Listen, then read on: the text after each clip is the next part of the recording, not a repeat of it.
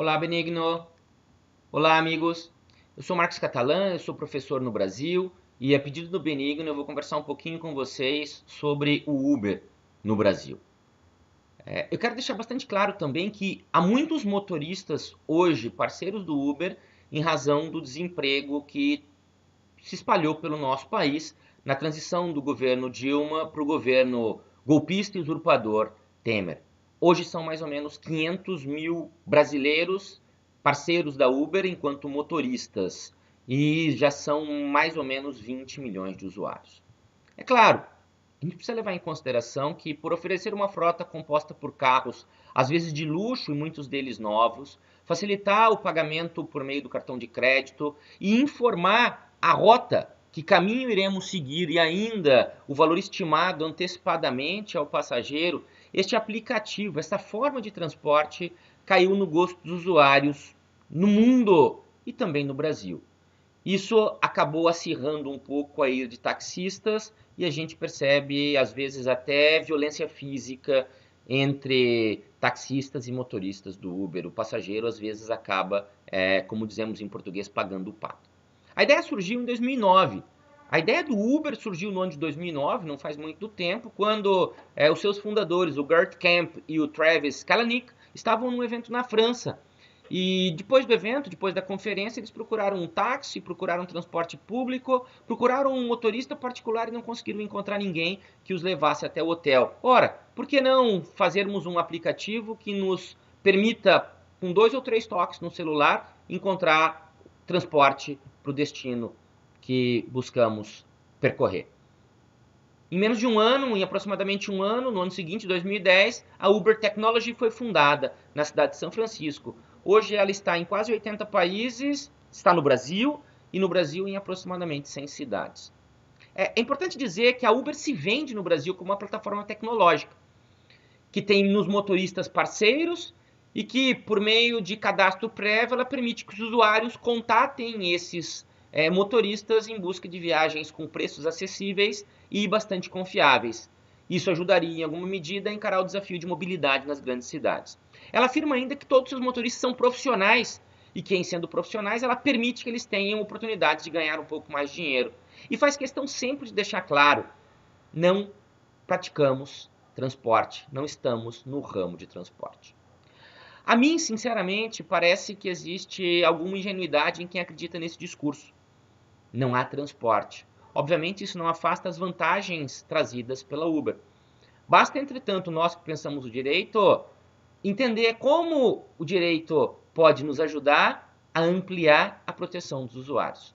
O pensamento complexo, e aqui eu tenho como referencial Edgar Morin, permite fundir as ideias de aplicativo e transporte.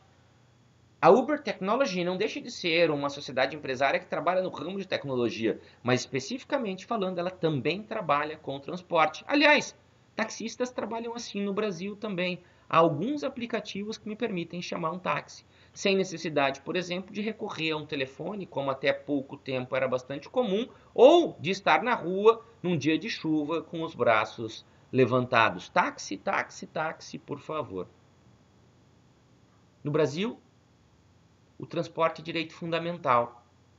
A competência para regramento do transporte individual de passageiros pertence em princípio à União por força de uma regra na nossa Constituição, mas existe uma lei federal que delega essa atribuição aos municípios. Aliás, há algumas leis, uma delas bastante importante, que é a lei que instituiu as diretrizes da Política Nacional de Mobilidade Urbana.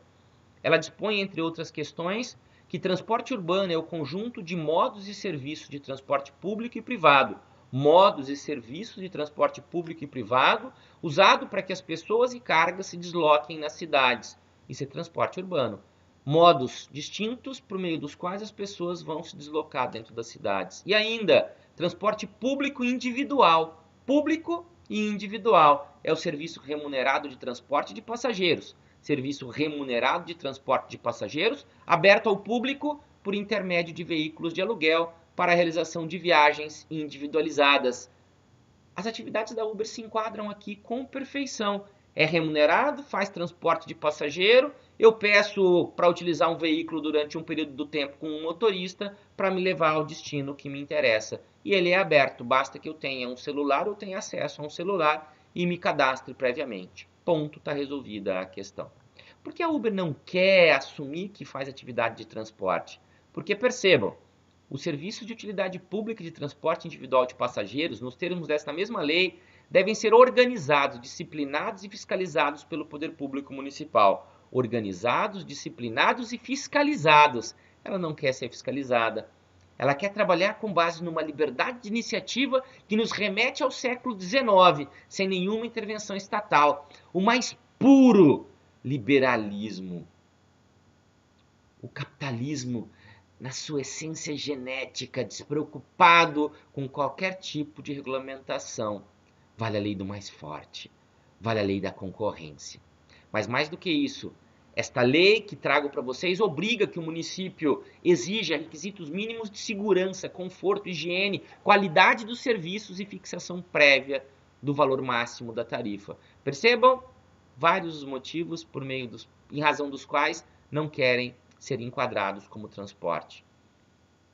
Olhando para as questões que envolvem direito e sociedade, é importante deixar bastante claro que no Brasil eu tenho 3 grupos de cidades. As que proibiram a atividade, como São Luís do Maranhão, as que permitem, como a cidade em que vivo, Porto Alegre, e aquelas nas quais a atividade ainda não foi regulamentada.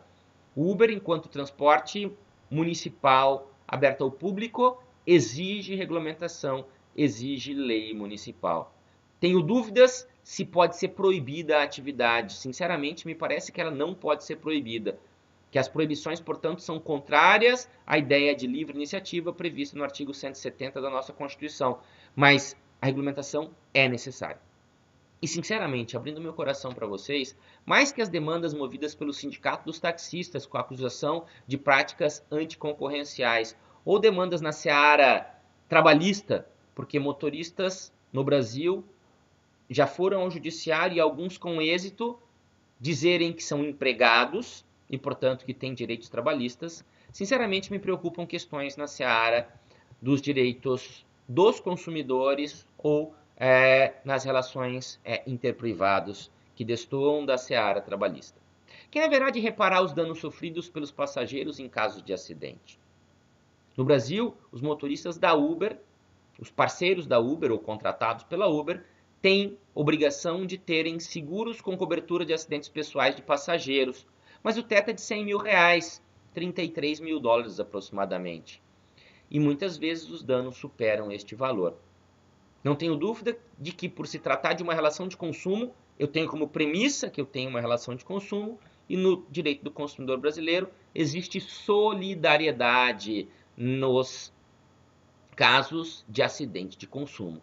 Portanto, motorista, a Uber serão demandados naquilo que eventualmente ultrapasse esse limite de cobertura securitária. A questão se torna mais relevante no nosso sentir quando é bastante comum perceber motoristas com claros sinais de exaustão, sem que tenham que submeter a testes de alcoolemia ou testes que identificam o uso de drogas, como por exemplo acontece normalmente com os taxistas. Os taxistas têm que fazer esses testes, esses motoristas não. Tudo isso expõe os passageiros a riscos elevados, negando eficácia e efetividade à ideia de prevenção, ideia que informa o direito de danos em construção no Brasil. A vertente do direito de danos que trabalha com a prevenção. Vamos evitar que os danos aconteçam. Aliás, navegando pela vastidão da internet, na hora de preparar esta fala, me deparei com uma situação relatada por 2 moças em São Paulo, que, ao pedirem ao motorista do Uber que dirigisse mais devagar, porque dirigia em excesso de velocidade, com sinais claros de estar bastante cansado, e insistiram algumas vezes, ele enervado, nervoso, para o carro no meio da Marginal Tietê, uma avenida importante, mas bastante perigosa, no meio da madrugada, e obriga as moças a descerem dizendo que não teria concluído o trajeto. Mostra claramente que ignora direitos básicos dos consumidores, porque ele deveria levá-las até o final em segurança, respeitando a legislação de trânsito, sem dirigir em excesso de velocidade. Por tudo isso, quero me parecer possível pensar não só na já afirmada relação de consumo, como na responsabilidade solidária, caso aconteça acidente na imputação objetiva do dever de reparar. É caso de responsabilidade objetiva. No Brasil, pela via do consumidor, mas também pela via contratual. Penso que toda responsabilidade contratual é objetiva. É possível pensar ainda na instrumentalização de pretensões processuais, visando, por exemplo, limitar as horas de trabalho de cada motorista. E pragmaticamente, como eu faço isso? Trazendo a Uber para o polo passivo e obrigando que ela não permita acesso ao seu sistema. Que ela não permita que os motoristas tenham acesso ao seu sistema por períodos que superem 6 ou 8 horas e que tenham igual tempo de descanso. Para que, mais uma vez, nessa dimensão de segurança exigida dos fornecedores nas atividades que desenvolvem no Brasil, eu dê densidade à proteção do consumidor. Aliás, a tutela do consumidor no Brasil também é garantida na Constituição. O direito ao consumo também é um direito fundamental. E, obviamente, a ideia de segurança é extremamente importante. Obviamente, posso buscar outras alternativas com base em analogias que encontro por meio do regramento da matéria acerca da atividade dos taxistas, como, por exemplo, exigindo dos motoristas da Uber cursos de relações humanas, de direção defensiva, de primeiros socorros. Me preocupa também a proteção dos dados dos usuários, mas essa, meus queridos, é uma outra história. Deixo um beijo super carinhoso para todos vocês. Estou à disposição para a gente seguir conversando quando vocês quiserem. Até a próxima.